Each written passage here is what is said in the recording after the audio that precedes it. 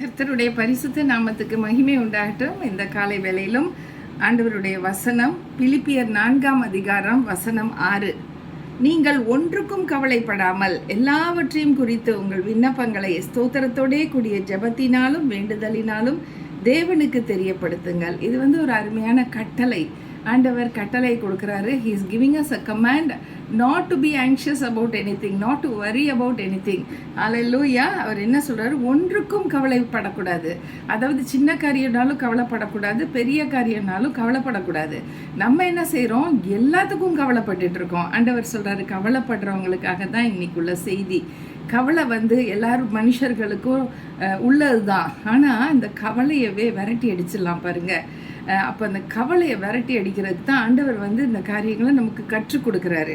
அவர் சொல்கிறாரு, ஒன்றுக்கும் நீ கவலைப்படக்கூடாது. நான் என்ன பண்ணுவேன்னா, கவலை என் மைண்டுக்குள்ளே வரும்போதே நான் இயேசுவின் நாமத்தினால எதிர்த்து நிற்கிறேன். நான் கவலைப்பட மாட்டேன்னு சொல்லி நிற்பேன். ஏன்னா அந்த கவலை நம்ம மனசை தான் தாக்கும் பாருங்களேன் ஃபஸ்ட்டு. அதனால நம்ம என்ன ஆகிடுவோம்?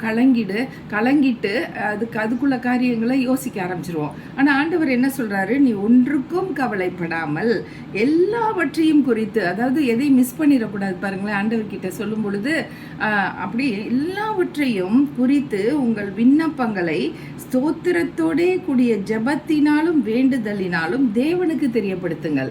இது பாருங்க, இந்த பாயிண்ட் நம்ம நிறைய செய்யறதில்ல. தேவனுக்கு தெரியப்படுத்துறதே இல்லை. முதலாவது ஆண்டவரோட சமூகத்தில் போய் நம்ம கவலையை சொல்றதில்ல. நம்ம என்ன செய்கிறோம்? எல்லாத்தையும் போய் பக்கத்து வீட்டில் நமக்கு தெரிஞ்சவங்க, சொந்தக்காரங்க, யார் நமக்கு ரொம்ப பட்சமாக இருக்காங்களோ அவங்க கிட்ட போய் எக்ஸ்பிளைன் பண்ணிட்டு இருக்கோம்.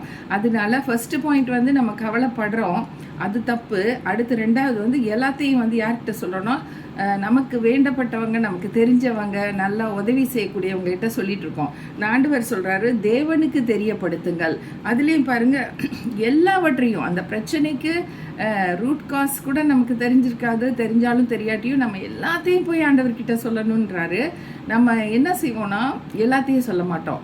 நமக்கு சில காரியங்களை வச்சுக்குவோம். சில காரியங்கள் இதெல்லாம் எதுக்கு, இதெல்லாம் நம்மளே பார்த்துக்கலாம் அப்படின்னு ஒரு நினைப்பு. இந்த ப்ராப்ளம் எல்லாம் நம்மளே சால்வ் பண்ணிக்கலாம். இதை போய் ஆண்டவர்கிட்ட போய் எதுக்கு சொல்வானே. இப்போ நான் சின்ன காரியமானாலும் பெரிய காரியமானாலும் ஆண்டவர்கிட்ட எல்லாத்தையும் சொல்லிடுவேன் பாருங்களேன். சில பேருக்கு வேடிக்கையாக இருக்கும், என்ன இதெல்லாமா போய் ஆண்டவர்கிட்ட சொல்கிறதுன்னு என்கிட்ட கேட்பாங்க. ஆனால் அப்படி இல்லை. ஆண்டவர் சொல்கிறாரு, ஒரு சின்ன குழந்தை மாதிரி எல்லாத்தையும் போய் ஆண்டவர்கிட்ட நம்ம சொல்லிடணும்.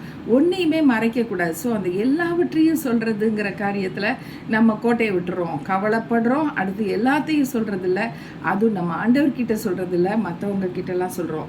அப்புறம் இன்னும் ஒரு கட்டளை இருக்குது இதில். எப்படி நம்ம சொல்லணுமா? ஆண்டவர்கிட்ட போகும்போது ஸ்தோத்திரத்தோடே கூடிய ஜெபம், ஸ்தோத்திரத்தோடே கூடிய ஜெபத்தினாலும் வேண்டுதலினாலும் நம்ம ஆண்டவர் இடத்துல சொல்லணும். அப்போ ஸ்தோத்திரம் நிறையா சொல்லணும். ஆண்டவரே உமக்கு நன்றி, இயேசுவே உமக்கு ஸ்தோத்திரம், தெய்வமே பரிசுத்தரே நீ நல்லவர், நன்மை செய்கிறவர், உமக்கே மகிமை செலுத்துகிறேன் ராஜா, உம்மை பிரஸ்தாபப்படுத்துகிறேன். உடைய நாமம் எல்லா நாமங்களுக்கும் மேலான நாமம், உடைய நாமத்துக்கு கால்கள் யாவும் முடங்கும், நாவியாவும் அறிக்கை செய்யும் அப்படின்னு சொல்லிட்டு அவரை போற்றி போற்றி போற்றி போற்றி அழகா பாட்டு கூட பாடலாம். பாடிட்டு கூட நம்ம இயேசுவின் நாமம் இனிதான நாமம், இணையில்ல நாமம், இன்ப நாமம், எங்கள் இயேசுவின் நாமம் அப்படி கூட பாட்டெலாம் பாடி ஆண்டவரை ஸ்தோத்தரித்து மகிமைப்படுத்திட்டு அதுக்கப்புறம் நம்மளுடைய விண்ணப்பங்களை வைக்கணும், நம்ம வேண்டுதல்களை வைக்கணும். நம்ம அப்படி செய்கிறதில்ல பார்த்தீங்களா?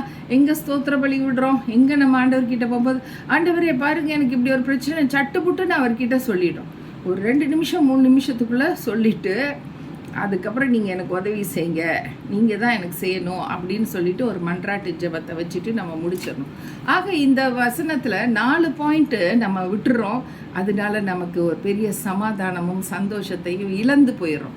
ஏன்னா இதை தொடர்ந்து இருக்க அடுத்த வசனத்தில் 7வது வசனத்தில், அப்பொழுது எப்பொழுது இந்த மாதிரி கவலைப்படாமல் எல்லாவற்றையும் ஸ்தோத்திரத்தோட கூடிய ஜெபத்தினாலும் வேண்டுதல்னாலும் தேவனுக்கிட்ட தெரியப்படுத்தும் போது, அப்பொழுது எல்லா புத்திக்கும் மேலான தேவ சமாதானம் உன் இருதயத்தையும் சிந்தையும் காத்துக்கொள்ளுன்னு 7வது வசனத்தில் போட்டிருக்கு. அப்போ அந்த இருதயத்தையும் சிந்தையும் காத்துக்கொள்ளக்கூடிய சமாதானம், அந்த பெரிய ஒரு சமாதானம் நம்ம மனசுக்கு வரும். அந்த சமாதானத்தை கொடுத்து இமீடியட்டாக ஆண்டவர் அதுக்கு அந்த பிரச்சனைக்கு ஒரு ஆன்சர் கொடுக்குறாரு பாருங்க. இதை ஃபாலோ பண்ணணும். கவலைப்பட மாட்டேன்னு சொல்லி நிற்கணும். அடுத்து எல்லாவற்றையும் ஆண்டவர்கிட்ட தான் சொல்லணும். அடுத்து ஸ்தோத்திரத்தோட கூடிய ஜெபத்தினாலும் வேண்டுதலினாலும் அவருக்கு தெரியப்படுத்தணும். அவர்கிட்ட தான் தெரியப்படுத்தணும். ஹல்லேலூயா.